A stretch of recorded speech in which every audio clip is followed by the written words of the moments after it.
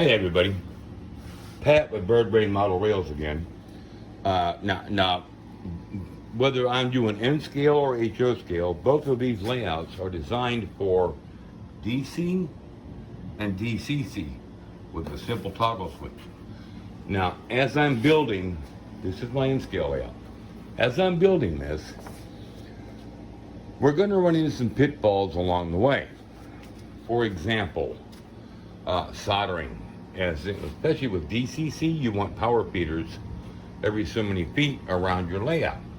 So this inner rail, which is here, and comes around like so, back around. You see where that green grass is? That's the first main line. Okay? Right now I'm focusing on that. So every now and then, I'm like every 30 to 45 minutes, once I put an actual consist on here. Now a consist involves two locomotives. And I've seen a lot of questions in the trend groups about, can I run two locomotives on DC on the same rail? Yes, you can, and I've run three without a problem.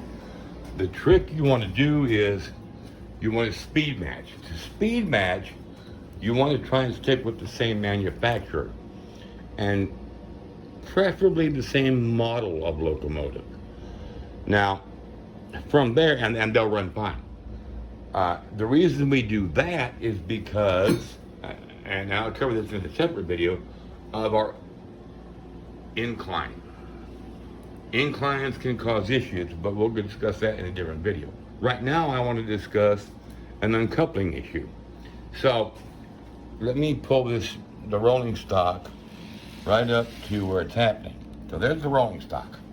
Locomotives are over there. Well, they were over here. So like I said, about every 30 to 45 minutes, over constant jumping on the rail, on a spot on the rail, eventually I'm going to lose my rolling stock.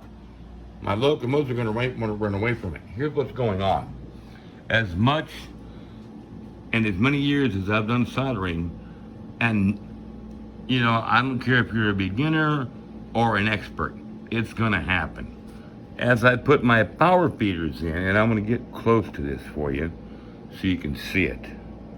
If you look right there, there's a power wire or a feeder wire right there.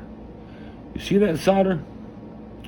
That solder is causing a jump on my wheels as I go over that. Now, it doesn't happen on every pass. Like I said, it'll last and run 30 to 45 minutes before it finally it jumps enough that it says, okay, we're tired. So I've got to fix that because you can tell that that's sitting up above the rail. Well, nobody's perfect, myself included. So I want to fix that.